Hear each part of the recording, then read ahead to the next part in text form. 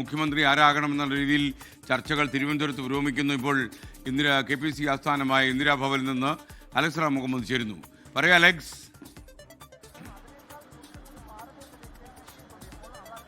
ഇനി ഒരു 15 മിനിറ്റ് കൂടിയാണ് നിയമസഭാ കക്ഷി യോഗം ആരംഭിക്കാൻ ബാക്കിയുള്ളത്. ഈ AICC നിരീക്ഷകർ അജയ് മാക്കനും അതുപോലെ മുകുൾ വാസ്നിക്കും അവരുടെ താമസ സ്ഥലത്ത് നിന്ന് ഉടനെ ഈ KPCC ആസ്ഥാനമായ ഇന്ദിരാഭവനിലേക്ക് എത്തുമെന്ന് പ്രതീക്ഷിക്കപ്പെടുന്നു.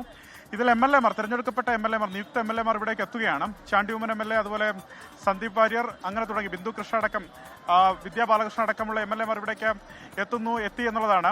മറ്റ് MLA മാർ വന്നുകൊണ്ടിരിക്കുന്നത്. ഇതിൽ ഏറ്റവും പ്രധാനപ്പെട്ട കാര്യം, ഈ യോഗം ആരംഭിച്ചു കഴിഞ്ഞു കഴിഞ്ഞാൽ AICC നിരീക്ഷകരോട് തങ്ങൾ ആരെയാണ് പിന്തുണയ്ക്കുന്നതെന്ന് MLA മാർക്ക് പറയാം. അത് മാത്രമല്ല, ഏതാണ്ട് ഒരു 3 മണിക്കൂറെങ്കിലും അത് നീണ്ടു നിൽക്കുമെന്ന് മനസ്സിലാക്കുന്നുണ്ട്. ആ യോഗത്തിന്റെ ഒരു രീതി ഇങ്ങനെയാണ്. അതായത് ആദ്യം ഈ AICC നിരീക്ഷകർ ഈ യോഗത്തെ അഭിസംബോധന ചെയ്ത് സംസാരിക്കും.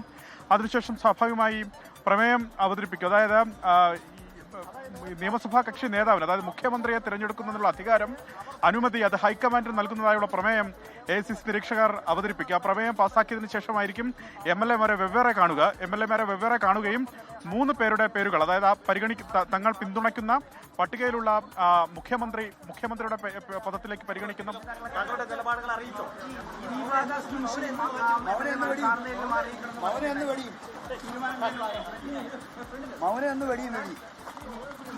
ദീപാദാസ് മുൻഷി MLA മാരെ കാണുന്നതിൽ മാറി നിൽക്കണം, അങ്ങനെ എന്തെങ്കിലും ഒരു മുന്നോട്ട് വരും. ഏതാ വണ്ടി ഏതാ?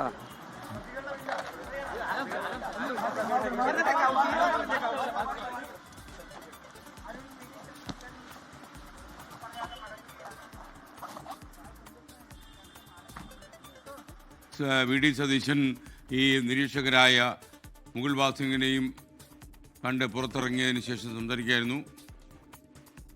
അലക്സ് റാം മുഹമ്മദ് വിവരങ്ങളുമായി ചേരുന്നു. ഓക്കെ അലക്സ്, പറയൂ അലക്സ്. ഇവിടേക്ക് കൂടുതലായി MLA മാർ എത്തുന്നുണ്ട്. അൻവർ സാദത്ത്, റോജി എം ജോൺ അടക്കമുള്ള MLA മാർ KPCC ആസ്ഥാനത്തേക്ക് എത്തുന്നുണ്ട്. ഞാൻ നേരത്തെ സൂചിപ്പിച്ചു, അതായത് MLA മാരുടെ ഈ യോഗത്തിൽ ഈ AICC നിരീക്ഷകർ ആ യോഗത്തെ അഭിസംബോധന ചെയ്ത് സംസാരിക്കും. അവർക്ക് പറയാനുള്ളത് പറയും. അതിനുശേഷം പ്രമേയം അവതരിപ്പിക്കും. ആ പ്രമേയത്തിലായിരിക്കും സ്വാഭാവികമായി ഈ മുഖ്യമന്ത്രിയെ തിരഞ്ഞെടുക്കുന്നതിനുള്ള അനുമതി അത് ഹൈക്കമാൻഡിന് നൽകിക്കൊണ്ടുള്ള പ്രമേയമായിരിക്കും അവതരിപ്പിക്കുക. ആ പ്രമേയ അവതരണത്തിന് ശേഷം ഈ MLA മാരെ വെവ്വേറെ കാണും. അതായത് AICC നിരീക്ഷകർ മുകുൾ വാസ്നിക്കും അതുപോലെ അജയ് മാക്കരും അവരെ വെവ്വേറെ കാണും. വെവ്വേറെ കണ്ടതിന് ശേഷം അവർ ആരെയാണ് മുഖ്യമന്ത്രി പദത്തിലേക്ക് പിന്തുണയ്ക്കുന്നത് എന്നുള്ളത് എഴുതി വാങ്ങും എന്നുള്ളതാണ് ഏറ്റവും പ്രധാനപ്പെട്ട കാര്യം. ആ എഴുതി വാങ്ങുന്നതാണ് റിപ്പോർട്ടാക്കി AICC നിരീക്ഷകർ മാറ്റുന്നത്. ഏതാണ്ട് ഒരു 3 മണിക്കൂർ 4 മണിക്കൂർ ഈ പ്രക്രിയ നീണ്ടു നിൽക്കുമെന്ന് മനസ്സിലാക്കുന്നു. കാരണം ഓരോരുത്തരെ വെവ്വേറെ കാണുമ്പോൾ എടുക്കുന്ന സമയം നമുക്കറിയാം.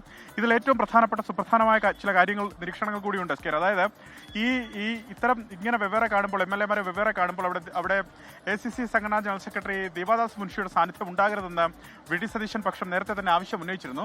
അങ്ങനെ അതിൽ ദീപാദാസ് മുൻഷി ഉണ്ടാകില്ല എന്നുള്ളതാണ് അറിയാൻ കഴിയുന്നത്. സ്വാഭാവികമായി ആ ചർച്ചയ്ക്ക് അത്രയധികം രഹസ്യാത്മക സ്വഭാവം ഉണ്ട് എന്നുള്ളതാണ് അവർ മനസ്സിലാക്കുന്നത്.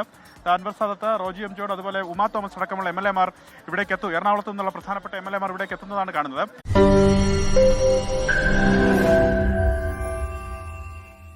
ലോകത്തെവിടെയായാലും ഏത് സമയത്തും 24 വാർത്തകളും ഓഗ്മെന്റഡ് റിയാലിറ്റി പാക്കേജുകളും എക്സ്പ്ലെയിനറുകളും വിശദമായി കാണാൻ ഞങ്ങളുടെ YouTube ചാനൽ നിങ്ങൾക്ക് സബ്സ്ക്രൈബ് ചെയ്യാം.